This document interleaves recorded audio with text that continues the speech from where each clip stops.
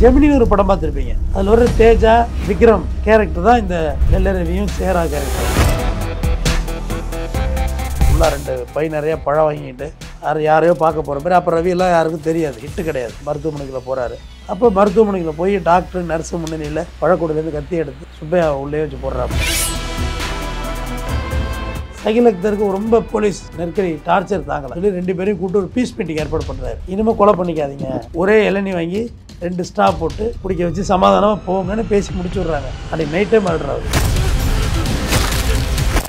பெண் வேடம் விட்டு வர்றாரு வெள்ளரவி. முழு லேடிஸ் வேடம் போட்டு பழைய கமிஷனர் ஆஃபீஸ் இந்த பேந்தியன் ரோட்டு பேக் சைடு இருக்கு, அசா ஹோட்டல் வழியாக போனோம், அந்த இடத்துக்கு வர்றாரு. அது பழைய நம்மளோட போலீஸ் ஃப்ரெண்ட்ஸ் இருப்பாங்கள்ல, வெல்விஷர், அவங்களுக்கு வந்து ஃபோன் பண்ணி வெளில வர சொல்கிறாரு. நான் வெளியே தான் நிற்கிறேன் வாங்கன்னு. வந்து இவங்களால கண்டே பிடிக்க முடியல, சுற்றி சுற்றி பார்க்குறாங்க. நான் தான் அப்படின்னு பார்த்தா லேடிஸாக நிற்கிறாரு.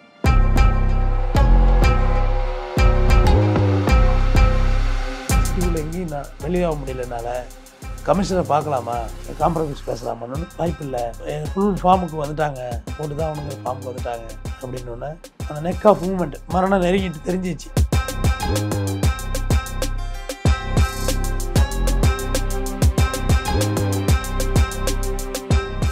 ரியல் ஒன் நேயர்களுக்கு வணக்கம். இன்றைய நேர்காணலுக்காக நம்முடன் இணைகிறார் முனைவர் குற்றவியல் வழக்கறிஞர் RS தமிழ்வந்தன் அவர்கள். வணக்கம் சார். வணக்கம். வடசென்னையை தன்னோட கட்டுப்பாட்டில் வச்சிருந்தது தான் வெள்ளை ரவி. யார் இந்த வெள்ளை ரவி? வெள்ளை ரவி பேசிக்காக பார்த்தா பர்மா ரிட்டர்ன்ஸ் ஃபேமிலி. அவர் பர்மாவிலேருந்து வந்தவங்க. இங்கே வந்து பர்மா இங்கே பிவி காலனி, பெரம்பூர், வெசார்பாடி இந்த ஏரியாவில் பார்த்திங்கன்னா பர்மாக்காரவங்க நிறைய பேர் இருப்பாங்க. அதான் பர்மா பஜார்னு உருவானுச்சு. வெள்ளரவி ஆரம்பத்தில் பார்த்திங்கன்னா சாதாரணமாக இருந்து டைஃபில் இருந்து செயல்பட்டார். மொத்தம் வெள்ளரவி மேலே 7 மர்டர் கேஸு, 5 மர்டர் கேஸ் இவரே இறங்கி நேரடியாக செஞ்ச கேஸு.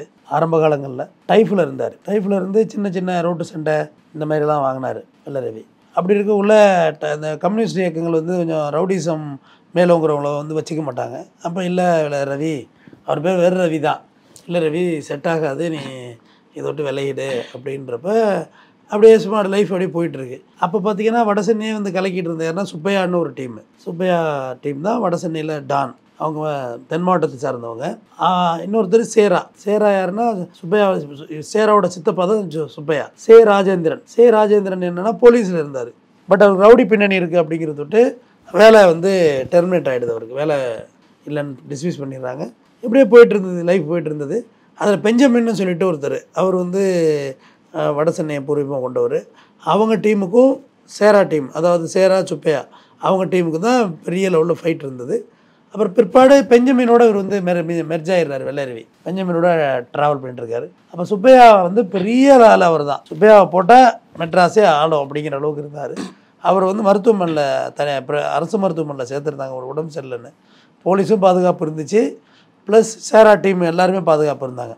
அப்போ ரவி என்ன பண்ணுறாப்புல, ஃபுல்லாக 2 பை நிறைய பழம் வாங்கிட்டு யாரையோ பார்க்க போகிற மாதிரி. அப்போ ரவியெல்லாம் யாருக்கும் தெரியாது, ஹிட்டு கிடையாது. யாரையோ பார்க்க போகிற மாதிரி மருத்துவமனைக்குள்ளே போகிறாரு.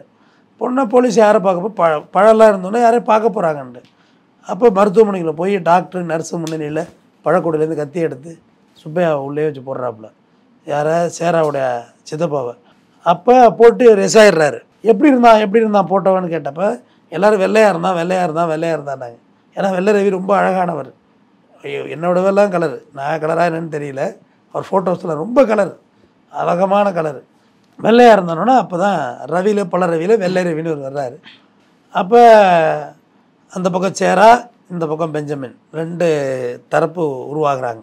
ஏன்னா சுப்பையா இறந்தோன்னே சேரா அந்த இடத்துக்கு வர்றாப்புல, ராஜேந்திரன். அப்போ இவர் பெஞ்சமின் டைமில் இருக்கார்.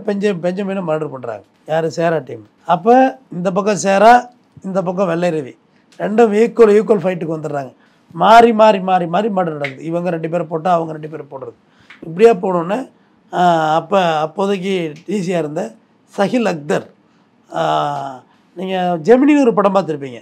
அதில் ஒரு தேஜா விக்ரம் கேரக்டர் தான் இந்த வெள்ளை ரவியும் சேரா கேரக்டரும். சகில் அக்தருக்கு ரொம்ப போலீஸ் நெருக்கடி டார்ச்சர் தாங்கலை. இது என்னடா பெரிய பிரச்சனையாக இருக்குது நமக்கு அப்படின்னு சொல்லி 2 பேரையும் கூப்பிட்டு ஒரு பீஸ் மீட்டிங் ஏற்பாடு பண்ணுறாரு.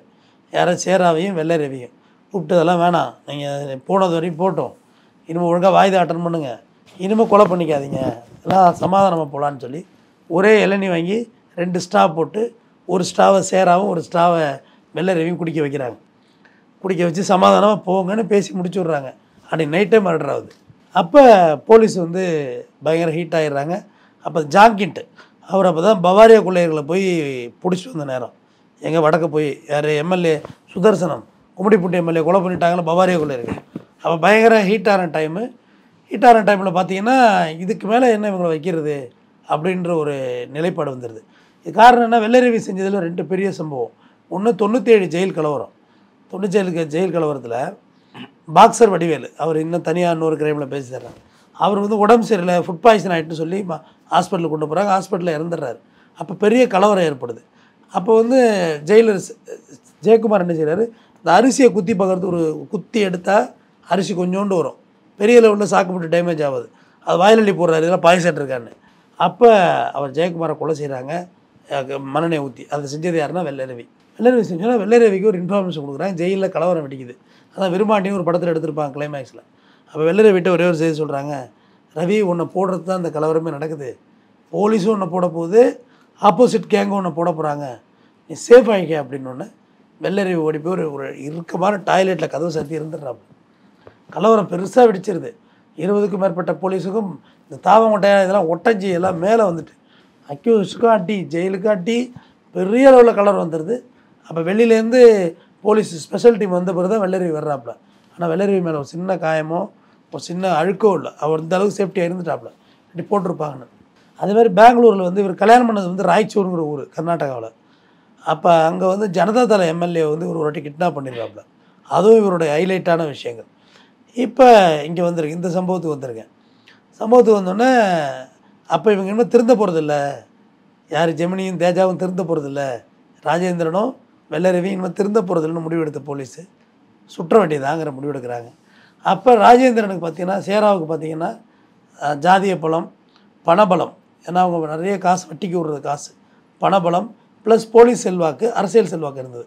ஏன்னா போலீஸ்லேருந்து இவர் வந்தவர் தானே, அதனால் போலீஸில் உள்ள கான்டாக்ட்லாம் இருந்துச்சு. அப்போ அப்படியே என்ன செய்கிறார், மதுரைக்கு, அவரோட பூர்வீக மதுரை, அந்த சைடு அவர் போயிடுறாரு, இங்கே இருக்க முடியாதுன்னு.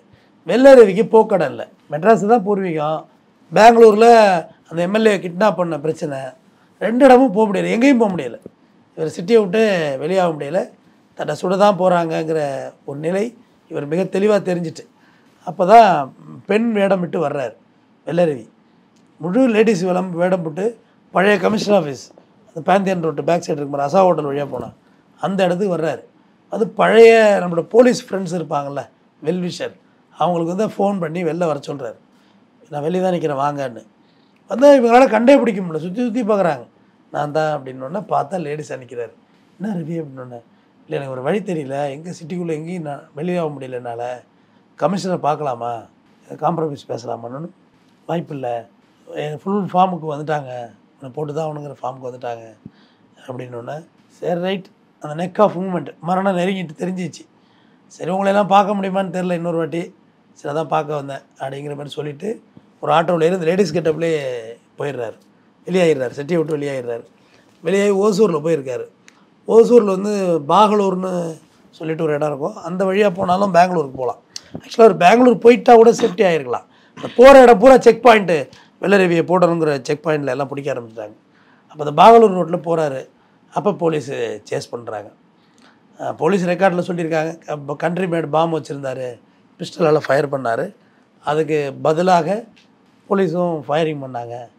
ஃபயரிங் பண்ணவங்கள வெள்ளரவி ஓசூரில் பாகலூருங்கிற இடத்துல காவல்துறையினால் சுட்டு கொலை செய்யப்பட்டு விட்டார் அப்படின்னு வழக்கு முடிஞ்சிட்டு. அதுதான் வெள்ளரவியோட ஹிஸ்டாரிக்கல். இல்லை ஆப்போசிட் பார்ட்டி டான் சேரா பற்றி சொன்னீங்களே, இப்போ அந்த டான் சேரா எங்கே இருக்கார், எப்படி இருக்கார்? சேரா உயிரோடு இருக்கார், தென் மாவட்டத்தில் இருக்கார், மதுரை பக்கம் சிவகங்கை பக்கம் பெரிய லெவலில் இடம்லாம் வாங்கிட்டு விவசாயம் பண்ணிட்டு ஏஜ் ஆகிட்டு அவருக்கெலாம், ஆல்மோஸ்ட் ஏஜ் ஆகிட்டு. என்னென்னு பார்த்தீங்கன்னா, வெள்ளரவியோடைய வளர்ப்பு தான் இன்றைக்கி இருக்க நாகேந்திரன், ஜெயிலில் இருக்கார்ல, அஸ்வத்தம்மனோட அப்பா நாகேந்திரன்லாம் வெள்ளரவி டீம். சேரா டீமில் வந்து வெள்ளரவியோடைய அக்கா அந்த மாதிரி உள்ளவங்க ஏதோ ஒரு செக்ஸுவல் அசால்ட் ஆகிடுறாங்க அங்கே. அதை கேட்க வெள்ளரவியோடு போனவர் தான் நாகேந்திரன். அதான் ஃபஸ்ட்டு மர்டர் கேஸ் நாகேந்திரனுக்கு. நாகேந்திரன் இப்போ பாக்ஸர், ரவுடியெல்லாம் கிடையாது. வெள்ளரவி அந்த ஜிம்மு டீமோட ஃப்ரெண்ட்ஷிப்பாக இருக்கிறப்ப வெள்ளரவியோடு போனப்போ அங்கே கை கலப்பாகி பிரச்சனையாகி ஒரு மர்டர் சுச்சுவேஷன் ஆகிட்டு, அதில் தான் நாகேந்திரன் கேஸ் வாங்குறாப்புல. இன்னைக்கு இந்த அம்சாங் மூலையில் கைதெல்லாம் செஞ்சாங்க இல்லையா, அந்த மாதிரி வெள்ளரவி டெவலப் ஆனது. வெள்ளரவியை பொறுத்தவரையிலையும் ரொம்ப ஃபோர்ஸாகவும் கூட்டம் இல்லாமல் தனியாகவும் போய் செய்ய தைரியம் இருந்திருக்கு அவர். எல்லா மர்டரும் கூட்டம் சேர்த்துட்டுலாம் போய் செய்யலை, தனியாகவும் செஞ்சுருக்காரு. பெரிய லெவலில் கூலிக்கு வாங்கினதா வரலாறு இல்லை. ஏன்னா அவர் இடதுசாரி சிந்தனை உள்ளவர், டைஃபில் இருந்திருக்கார் இல்லையா, கம்யூனிஸ்ட் சிந்தனைவாதி. கூலிக்கெல்லாம் பெருசாக போய் செஞ்சதா இல்லை. அந்த சேராவுடைய இதில் மோதல் ஏற்பட்டது பிறகு தான் நாகேந்திரன் டீம் வந்து இந்த டீம் அப்படியே சேராவுக்கு எகென்ஸ்டாக திரும்பினது.